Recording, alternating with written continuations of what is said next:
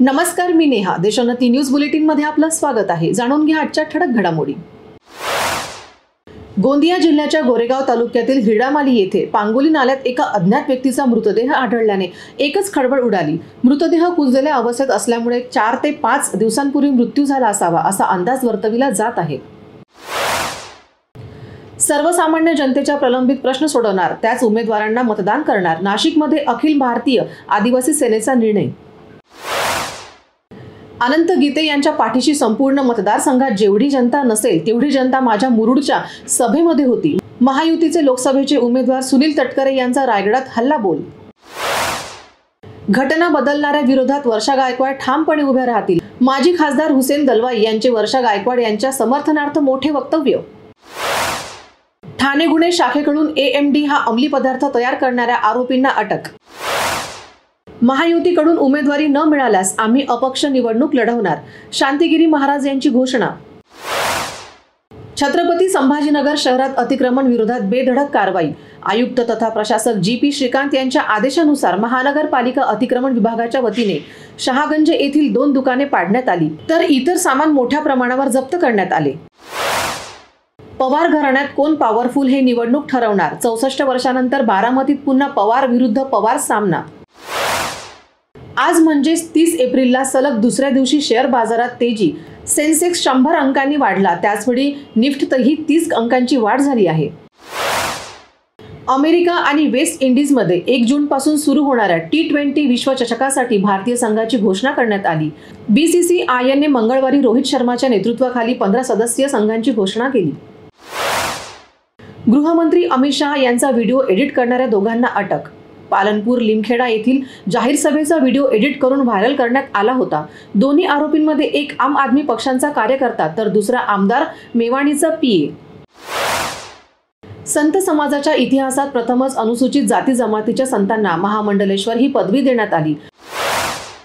आज science city road Ahmedabad येथे अखिल भारतीय आखाडा परिषदेच्या वतीने गुजरातमधील साधू संतांच्या उपस्थितीत झालेल्या सोहळ्यात भावनगर येथील 2, राजकोट व सुरेंद्रनगर येथील प्रत्येकी 1 अशा 4 संतांना महामंडलेश्वर ही पदवी प्रदान करण्यात आली. 4ही संतांच्या हस्ते जल, दूध, पंचामृत, मध आदींचा अभिषेक करण्यात आला. पतंजली जाहिरात प्रकरणावर सर्वोच्च न्यायालयात मंगळवारी सुमारे 1.5 तास सुनावणी झाली.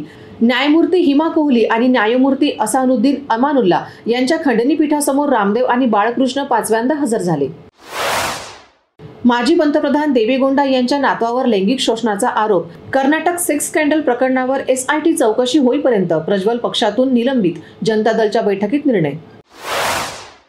कोरोनाच्या कोविशिल्ड लसीमुळे हृदयविकाराचा धोका. ब्रिटिश फार्मास्युटिकल कंपनी ॲस्ट्राझेनेकाने UK न्यायालयात प्रथमच दिली कबुली. उत्तराखंड सरकारने बाबा रामदेव यांच्या पतंजली आयुर्वेदिक आणि दिव्य फार्मसीच्या जवळपास 14 उत्पादनांचे परवाने रद्द केले. उत्तराखंड सरकारने सोमवारी संध्याकाळी सर्वोच्च न्यायालयात प्रतिज्ञापत्राद्वारे दिली माहिती. काँग्रेसच्या पंजाने जनतेचा पैसा लुटला. लोकसभा निवडणुकीच्या प्रचारासाठी महाराष्ट्रातील माढा येथे जाहीर सभेला संबोधित करताना पंतप्रधान नरेंद्र मोदींची टीका. डीप फेक व्हिडिओ प्रकरणात रश्मिकाचा जबाब नोंदवला. दिल्ली पोलिसांच्या विशेष सोलच्या FISO टीमने नोंदवले बयान.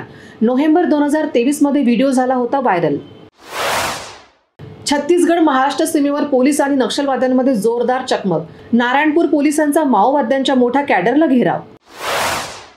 उत्तराखंडमध्ये 10 मे पासून 4 धाम यात्रा सुरू होत आहे. आतापर्यंत 19 लाखाहून अधिक भाविकांनी नोंदणी केली.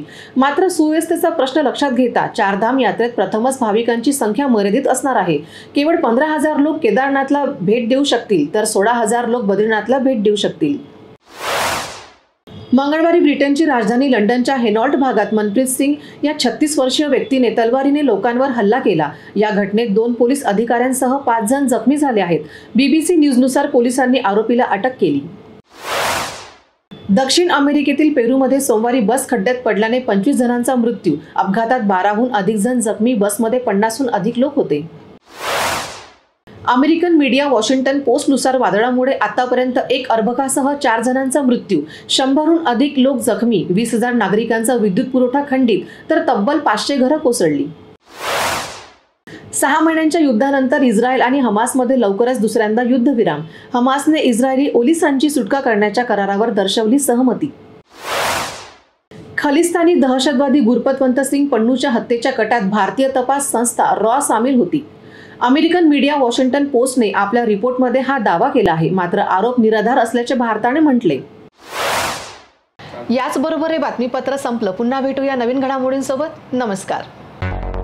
मुंबई, पुणे, नागपूर, मराठवाडा असो का विदर्भ, राजकीय, सामाजिक, शैक्षणिक क्षेत्र असो का क्रीडा, सर्वच घडामोडीचे विश्लेषण पाहायला विसरू नका.